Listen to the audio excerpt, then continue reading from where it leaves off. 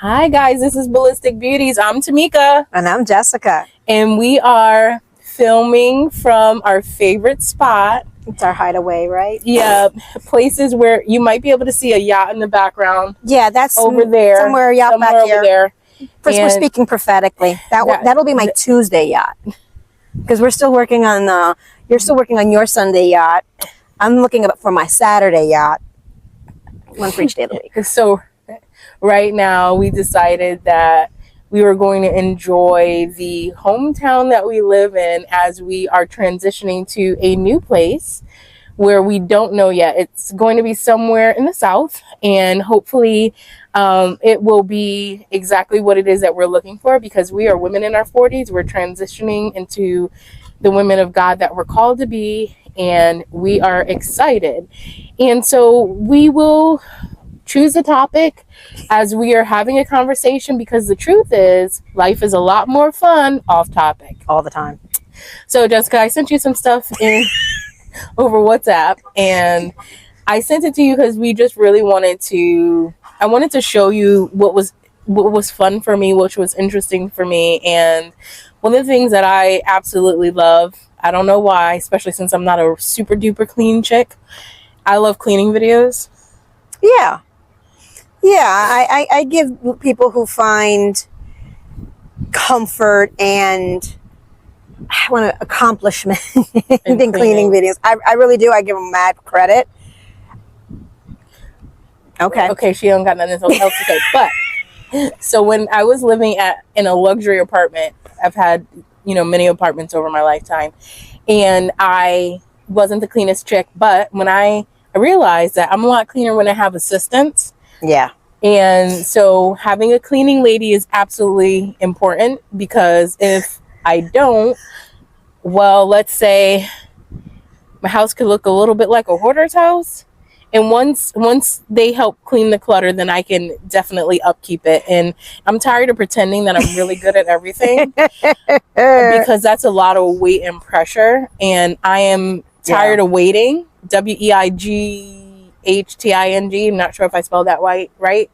And it doesn't matter. And also the waiting, the WAITING. I know I spelled that right. Just because, the weight on you, the actual physical weight, and also the waiting for the husband, waiting for the job, waiting for the friend, waiting for the check, waiting for this, can be a pain in the derriere. Mm-hmm. And so with all that being said, I need help. I need a maid. And I feel so, what's the word? Pretentious? It sounds so pretentious saying that. My mother was pissed off at me when I said I hired a housekeeper, and when I went to drop my clothes off at the laundromat for somebody else to do it. Just a little annoyed. And I'm the lifestyle of the almost rich and almost famous, and that's the kind of lifestyle that I want to continue to achieve, because I feel like if you don't do it well, then don't do it. Have somebody else do it, and focus on the things that you do really well. Well, for a number of years, my parents, because yes, I live with my parents, helping them out, helping each other out, especially in this transition. I'm currently unemployed by choice, sabbatical. And for years we've had ladies come and clean the house, and they help us, and they just help, especially, I do what I can. My father can do what he can, same with my mother. It's just that some things we like deep cleaned a lot more frequently than normal. So we've always enjoyed that. But recently the lady that we had retired and went back. She left the state, one of the smarter retirees. And so we've been having difficulty finding somebody. But one of the things that I've always enjoyed about having a cleaning lady or a cleaning team is how my mother cleans the house before the cleaning team shows up. I think all of us do that, Jessica. I'll move things out of the way. Well, but no, my mama, ma. Well, this is the thing. This is the thing. So we want to pretend that we're actually a lot cleaner than we are, right? We want to put on I don't have mold growing. I don't have underwear in the middle of the hallway. No, dust is the common thing. And but your mother does a thorough cleaning before the cleaning lady comes. Yeah. my house looks like a hurricane hit it. No. And then the housekeeper makes it look a lot more pleasant. Makes it look like after after FEMA shows up.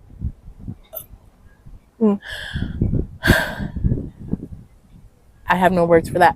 Anyway, it looks really ridiculous because, again, like I said, I'm not the best housekeeper. And then I clean it up because I get embarrassed. I have an inner voice. Sometimes it's the voice of the Holy Spirit. Sometimes it's my voice. And sometimes it's a voice of Raquel. And for those who don't know, Raquel is my cousin. Raquel's my cousin friend who, next to my mama, it's the voice of reason and the voice of judgment at the same time. And all I can hear is, now Mika, that's not necessary. So if I have that voice, like when she comes to help me maintain my hair sometimes. And that's the day that I make sure, the day before I get the housekeeper to come. Because I don't want to hear her mouth. Because I already hear it in my head. I don't want to hear her mouth. I can hear my mom saying, no quiero que ella cree que somos ensucios. I don't want them to think we're dirty. And I'm like, why are we hiring a housekeeper then? Okay. Anyway, so. ¿Qué van a pensar? What are they going to think? They're thinking I'm getting paid. Well, sometimes I think maybe I would just let the lady come over and see what it looks like. But no más. How do you say not today? Not today. In Spanish. Hoy no. Hoy no. Today no. Today no. Hoy no. Not today. Or like not today. Hoy no, Satan. Satanas. Satanas? Satanas. Let's not talk about him. Let's just not talk about him right now. Okay. Anyway. So because I'm not the best cleaner, I love to watch cleaning videos. I love to watch like those hauls when people go to the supermarket and they clean out their refrigerator and they make it all nice and organized. I feel like if I were to pay someone to show me how to do that, and then that I could at least keep it up. Yeah. And then allow them to do the deep cleaning, and I wouldn't feel so I wouldn't feel as if I'm behind the 8 ball. Right. So I love cleaning videos. I love all that stuff, but I don't like cleaning, and I like a clean house, but I don't like cleaning it. And I love laundry. I love wearing it, but I don't like cleaning it. And I love eating, but I don't like cleaning dishes. But I'll clean the dishes because it's necessary. I do what's necessary. And I feel as if I was taught how to keep a house really well, maybe it would be more enjoyable. But I only did it because I was forced to by my parents. Ooh. I don't know. I just think you see those pictures of the rich and famous of their homes. Don't you just love it when, when that actor who just won the Oscar, and then, that lifestyle magazine comes in and they'll see their immaculate, perfect little house. And I'm like, sister, please. But people clean that house for you. No, first of all, you don't even use that house. You are out and about gallivanting, and I bet you go into that house and you don't even sit on that sofa. You don't even know where it is half the time. Come on now. God bless them. Just enjoy it. And I'm just like, that's awesome. That's really great. But that house doesn't look like there's any kids in it. It doesn't look like there's any pets in it. It doesn't look like you've had family or friends over. Like, listen, there are some beautiful homes out there. We live in a very affluent area. Have you ever tried driving around some of our surrounding towns, like around dinner time during the week? And you drive by these homes and they are empty with their lights on. And you can see right through their living rooms. You can see right through their dining rooms, right through their kitchens. Empty. I'm like, if I had a house like that, I would do everything I can. I would only be in half of the house because, you got to keep the rest of it clean. No, I understand. But what I'm trying to say is, we live in an area where people are very blessed on paper. With paper. But I don't know. Listen, if you have a boat, enjoy it. And we're sitting here literally parked looking at everybody else's yachts. Little mini yachts. Beautiful.